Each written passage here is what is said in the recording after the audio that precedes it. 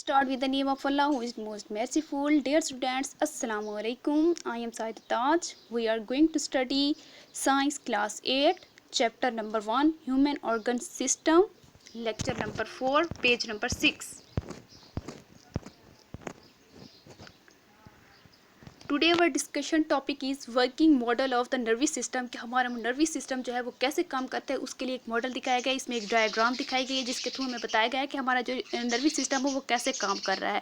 ठीक है, तो इस मॉडल में क्या है कि जो हमारा नर्वस सिस्टम है हमारे बॉडी फंक्शन में कोऑर्डिनेशन का काम कर रहा होता है, और कोई भी हमारी जो कोई इंटरनल होती है या एक्सटर्नल चेंज आती है, कोई तब्दीली आ जाती है, तो उसको भी ये डिटेक्ट करता है और फिर उसका रिस्पॉन्स भी देता है। तो इसके लिए यहाँ पे एक डायग्राम में दिखाया गया है कि एक ह्यूमन है, उसके सामने एक कप ऑफ ये एक ग्लास ऑफ वाटर रखा गया है। ठीक है, जब उसने इसको सेंस किया यानी कि देखा है, ठीक है, तो जब देखा है तो उसका ये वाला सवाल जो है कि मेरे सामने पानी आ चुका है, ये सेंसरी न्यूरॉन ने डिटेक्ट किया और उसको अपने इस सवाल को लेके जाएगा कि सामने पानी भी है और प्यास भी लगी हुई है। तो वो क्या है, इस मैसेज को किस में लेके जाएगा, हमारे ब्रेन के पास लेके जाएगा। हमें पता है कि हमारे ब्रेन और स्पाइनल कॉर्ड जो है वो इंटर न्यूरॉन्स प्रेजेंट होते हैं।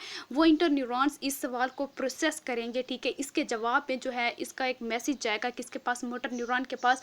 मोटर न्यूरॉन जो है वो जो मैसेज हमें ब्रेन से आया था, हमारे इंटर न्यूरॉन ने दिया था, वो इस मसल्स को देगा और मसल्स क्या करेंगे, पुल कर लेंगे उस वाटर को और पी लेंगे। ये डायग्राम में शो किया गया है। ठीक है, तो इसके बाद जो है हमें पता चलता है कि पेज नंबर 7 पे है कि कोई भी जो तब्दीली होती है हमारे इन्वायरमेंट में, वो इंटरनल होती है, हमारी अंदरूनी भी हो सकती है या फिर हमारे एक्सटर्नल भी, बाहर की तरफ भी हो सकती है। ठीक है, तो वो भी हमारे जो है वो डिटेक्ट करते हैं किसी से, रिसेप्टर से। रिसेप्टर जो रिसीव करते हैं किसी तब्दीली को, किसी चेंज को। फॉर एग्जाम्पल बाहर की तरफ गर्मी है तो हमारी स्किन को फील होती है। ठीक है, तो ये हमारी स्किन एज अ रिसेप्टर है।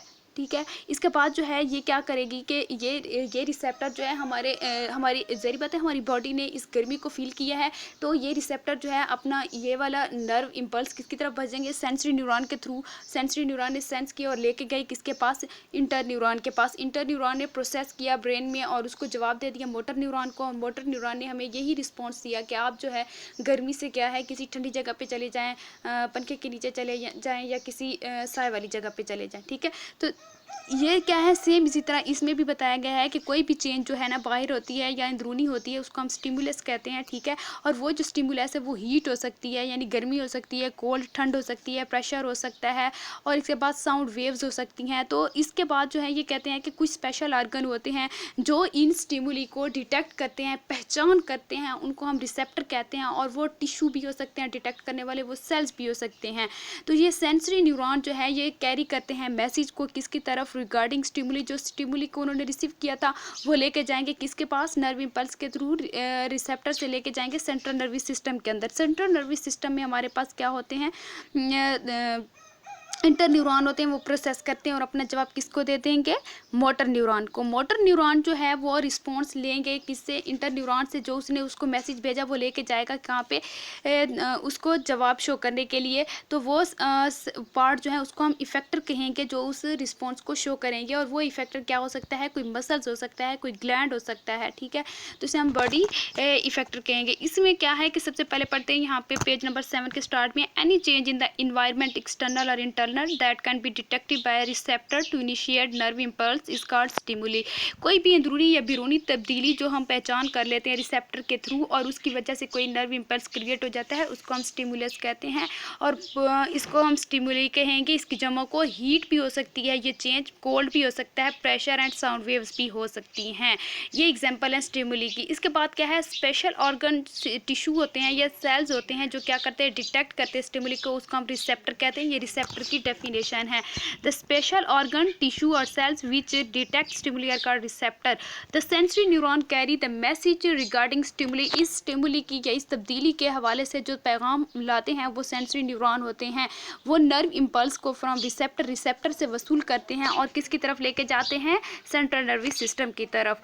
सेंट्रल नर्वस सिस्टम जो है वो प्रोसेस करता है मैसेज को और उसको ट्रांसमिट कर देता है, भेज देता है nerve impulse to motor neuron के पास, उसको भेज देता है। मोटर मोटर न्यूरॉन क्या करेगा, उस नर्व इम्पल्स को उस पार्ट की तरफ, बॉडी की तरफ लेके जाएगा जिसने रिस्पॉन्स शो करना होता है। सच पार्ट आर कॉल्ड इफेक्टर, वो पार्ट हमारी बॉडी के जो मतलब कोई किसी भी एक्शन का जवाब देते हैं, रिस्पॉन्स देते हैं, तो उन्हें इफेक्टर कहते हैं। तो मसल्स और ग्लैंड्स जो हैं ये body act as effector.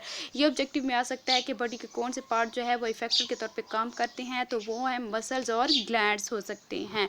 Next पे है action control by the nervous system. वो एक्शन जो हमारा नर्वस सिस्टम कंट्रोल करता है, कौन कौन से हैं? दो किस्म के एक्शंस हो सकते हैं, वॉलेंट्री एक्शंस हो सकते हैं, ठीक है, और इनवॉलेंट्री एक्शंस हो सकते हैं। वॉलेंट्री एक्शंस वो होते हैं जो हमारे कंट्रोल में होते हैं, जिन्हें हम शऊरी कहते हैं, और इनवॉलेंट्री वो होते हैं जो हमारे कंट्रोल में नहीं होते, वो लाशऊरी होते हैं, ठीक है।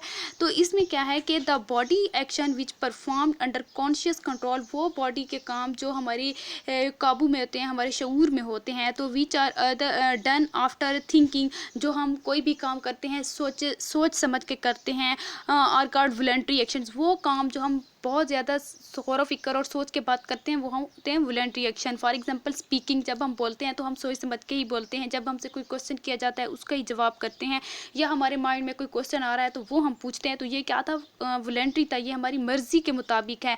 ईटिंग है, खाना है, ठीक है। रीडिंग, पढ़ना, जैसे ही हमारा मतलब दिल करता है कि हम पढ़ें, हम उस वक्त पढ़ रहे होते हैं, ठीक है। वॉकिंग, हमारा चलना, हमारा एक जगह से दूसरी जगह जाना। रनिंग, दौड़ना। क्लैपिंग, मतलब तालियां बजाना। ये सारे क्या होते हैं? हमारे अपने कंट्रोल में होते हैं। इसके बाद क्या होते हैं? इनवॉलंटरी, वो होते हैं जो हमारे कंट्रोल में नहीं होते, उनको हम कंट्रोल नहीं कर सकते। The body action which are performed without involuntary of thinking process are called involuntary action.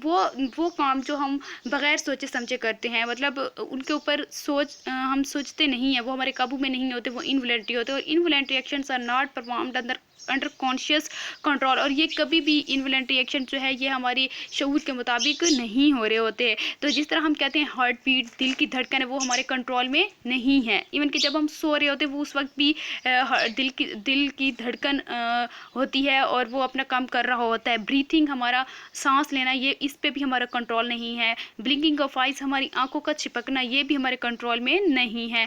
तो मूवमेंट ऑफ स्मॉल इंटेस्टाइन, हमारी छोटी आंत के अंदर जो खुराक की मूवमेंट होती है, हरकत होती है, वो भी हमारे कंट्रोल में नहीं है। तो ये कौन से हैं? Involuntary action. वॉलंटरी वो होते हैं जो हमारे काबू में होते हैं, हमारे शऊर में होते हैं, और इनवॉलंटरी वो होते हैं जो हमारे काबू में नहीं होते। इसके बाद है नेक्स्ट है रिफ्लेक्स एक्शन पे देखते हैं। रिफ्लेक्स एक्शन पे देखते हैं, यहाँ पे है कि एक मॉडल यहाँ पे भी एक दिखाया गया है कि रिफ्लेक्स एक्शन जो है मतलब हमारा कोई भी इनवॉलंटरी रिस्पॉन्स होते हैं किसी स्टिमुलस को, उसको हम रिफ्लेक्स एक्शन कहते हैं। फ़ौरन का जवाब दे देते हैं हम किसी भी एक्शन का, ठीक है। तो इसको किस तरह होता है? इसमें सबसे पहले जो है कौन कौन से पार्ट्स आते हैं? इसमें सबसे पहले रिसेप्टर आता है जो रिसीव करता है उस स्टिमुलस को, ठीक है। रिसेप्टर होगा जो स्टिमुलस को रिसीव करेगा। इसके बाद हमारे पास सेंसरी न्यूरॉन हो गए जो इस पेन को उस जो रिसेप्टर ने रिसीव किया उसको लेके जाएगा। इसके बाद क्या आएगा? हमारे ब्रेन के अंदर, ब्रेन में इंटर न्यूरॉन होते हैं, वो उसको प्रोसेस करेंगे और उसका रिस्पांस किसको देंगे? मोटर न्यूरॉन को देंगे। मोटर न्यूरॉन वो मैसेज लेके आएगा हमारे मसल्स के पास, और वो मसल्स क्या हैं? इफेक्टर को वो जो है वो रिस्पांस शो करेंगे, ठीक है। तो यहाँ पर दिखाया गया है कि एन इमीडिएट, एक फॉर और इनवॉलंटरी रिस्पांस, एक गैर शऊरी जो हमारा जवाब होता है टू स्टिमुलस, एक स्टिमुलस के इसका रिफ्लेक्स एक्शन, उसे हम रिफ्लेक्स एक्शन कहते हैं। किसी भी स्टिमुलस का जो हमारा इनवॉलंटरी रिस्पॉन्स होता है, गैर शऊरी रिस्पॉन्स होता है, उसे हम क्या है? रिफ्लेक्स एक्शन कहते हैं। Quick pulling of hand just after touching the hot object is common example of reflex action.